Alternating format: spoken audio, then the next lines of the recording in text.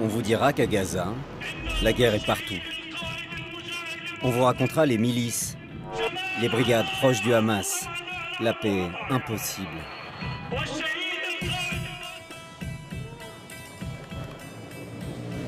On vous dira que près de la moitié de la population vit sous le seuil de pauvreté. On vous parlera du blocus israélien, des bombardements. On vous racontera la haine qui déborde jusque sur les murs. Mais ce que l'on ne vous dira pas, c'est qu'à Gaza, une dizaine de gamins qui n'en pouvaient plus de vivre dans une prison à ciel ouvert a décidé par un beau matin de s'envoler.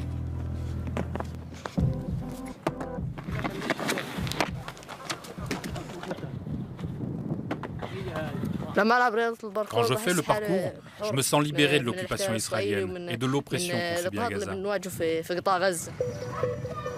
Ils s'appellent Moussa, Ahmed ou encore Abdallah. Ils ont entre 14 et 25 ans. Leur sport, c'est le parcours. La discipline est apparue dans les banlieues françaises il y a une trentaine d'années. Cette passion de grand casse-cou peut faire très mal.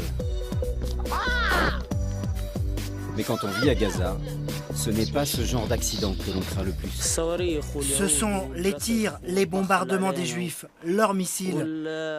Une fois, il y en a un qui est tombé tout près de nous pendant qu'on s'entraînait.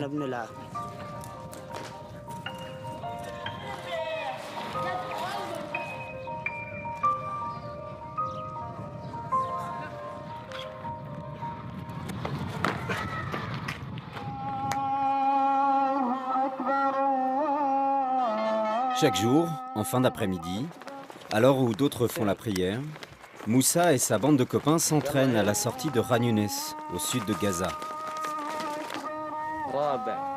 Allez, regardez, on passe. Toi en 2, toi en 3, toi en 4.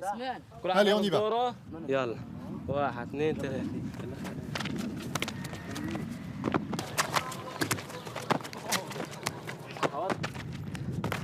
Les entraînements durent 2 à 3 heures. Ils répètent les mêmes figures, les mêmes gestes, sous un soleil brûlant.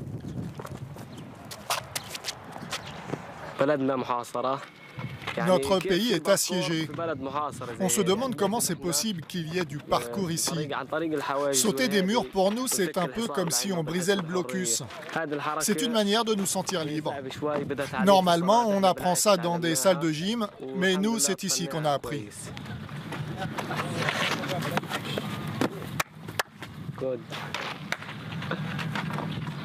Allez, je m'en fais un petit.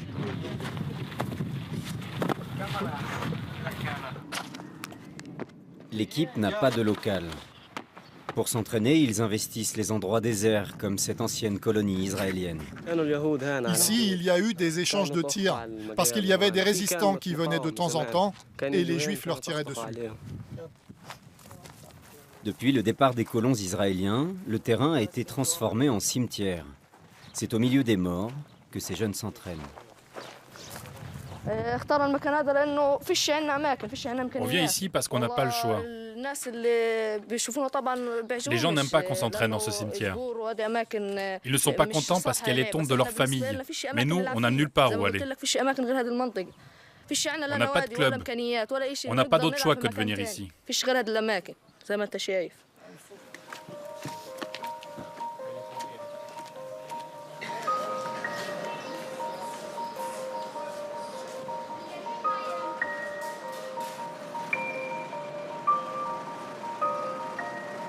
Comme la plupart de ses amis, Moussa habite dans un camp de réfugiés.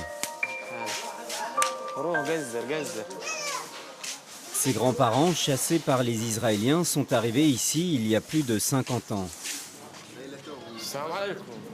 Au départ, il n'y avait que des tentes, mais le temporaire a cédé la place aux permanents et l'on a fini par construire des logements en dur.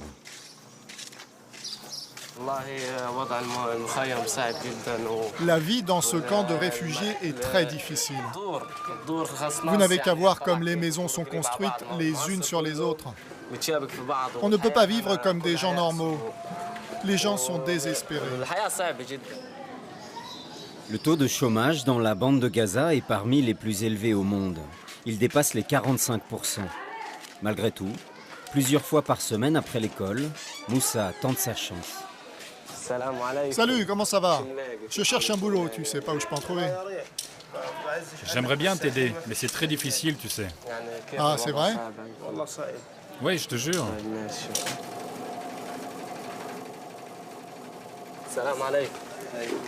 Bonjour. Vous n'auriez pas besoin de moi pour travailler? Non, comme tu vois, c'est très difficile. Plein de gens me demandent, mais il n'y a du boulot que pour 5 personnes, pas plus. Comment veux-tu que je fasse? On ne peut pas embaucher. Ah, ça me déprime tout ça. Moussa habite avec sa famille dans le bloc B du camp de réfugiés de Khan Younes.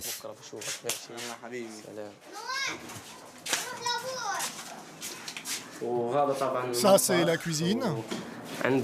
Ici, c'est une chambre où on mange. Et ça, c'est la chambre des parents et celle des invités. Notre maison est vraiment toute petite. 35 mètres carrés pour 7 personnes. Ils me rendent fou, ces gamins. Pour vivre, ils dépendent des distributions de nourriture des Nations Unies qui ont lieu une fois tous les 3 mois. Ah, t'es là, mais vous étiez où? Allez, on passe à table. Le père de Moussa n'a plus de travail depuis 7 ans.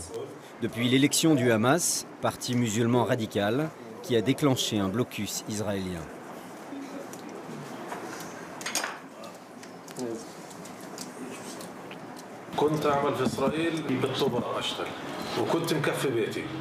Avant, je travaillais en Israël et on avait tout ce qu'il fallait. Mais après la fermeture et le blocus de Gaza, tout s'est arrêté. Et je ne suis pas le seul. Il y a à peu près 130 000 ouvriers qui ne travaillent plus. Ça touche tout le monde. Pas une seule famille, mais toutes les familles.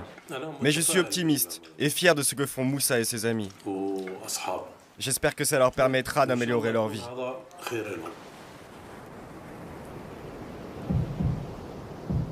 C'est le Hamas qui contrôle Gaza. Depuis 7 ans, il prône un islam rigoriste. Ses agents de surveillance sont un peu partout. Et ils ne voient pas toujours d'un très bon œil les acrobaties de la bande de Moussa. Le parcours est tout juste toléré. En fait, ce sport n'est pas connu ici. Quand ils nous voient jouer, ils se disent « Ces gars sont en train de sauter pour draguer les filles ou pour voler les gens. » Une fois, ils nous ont même donné des coups de matraque. Une autre fois, ils nous ont même arrêtés. Nous, on leur a expliqué que c'est juste un sport normal qui s'appelle le parcours et ils nous ont relâchés.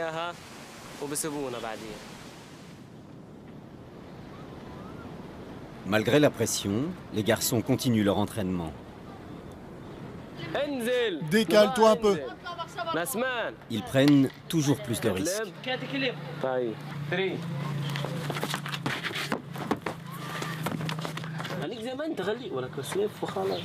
Cette fois, c'est juste une foulure. Mais en cas de blessure plus sérieuse, ils ne peuvent pas vraiment se soigner. Les hôpitaux sont sous-équipés, les pharmacies aussi. Ils ont tous été blessés au moins une fois. Et en novembre 2012, en pleine campagne de bombardement israélien sur cette même plage, ils ont tous frôlé la mort. C'était une belle journée. On avait fait une bonne session d'entraînement. Tout le monde était content et puis tout à coup, c'est là que c'est arrivé.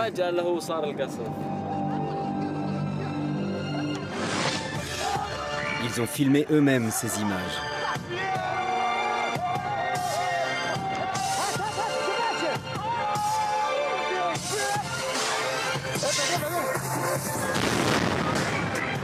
Deux bombes tombent sur un centre d'entraînement du Hamas à moins de 500 mètres. Pas un d'entre eux n'a reculé. L'attaque n'a pas fait de morts, mais on a retrouvé des éclats sur plusieurs kilomètres à la ronde.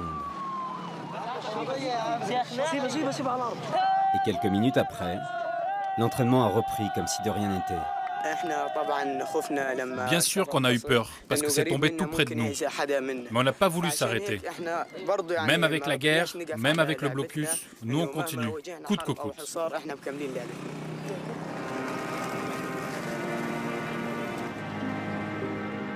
À Gaza plus qu'ailleurs, Le parcours est une histoire de murs que l'on franchit. Il en est un d'ailleurs que Moussa et Ahmed rêvent d'accrocher à leur palmarès. C'est le mur de séparation qui entoure Gaza, ce mur imposé par les Israéliens.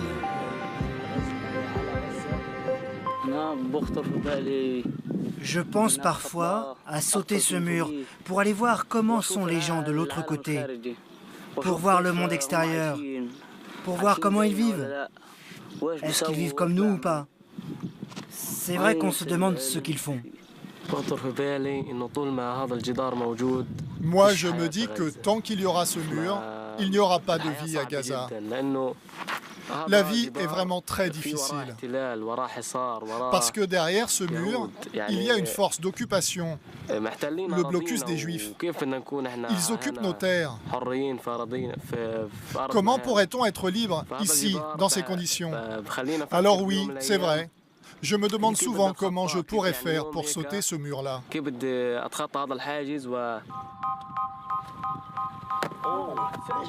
La plupart de ces gamins n'ont jamais rien connu d'autre que Gaza, ses murs, ses bombes et son béton. Ils se disent tous fiers d'être palestiniens, mais ils veulent tous partir. Mon rêve, c'est de piloter un avion et on se tire tous en Australie. Il y a quelques mois, 2 jeunes du Gaza Parcours ont été sélectionnés pour participer à un concours en Europe.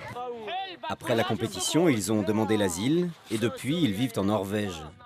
Les autres rêvent tous de les rejoindre.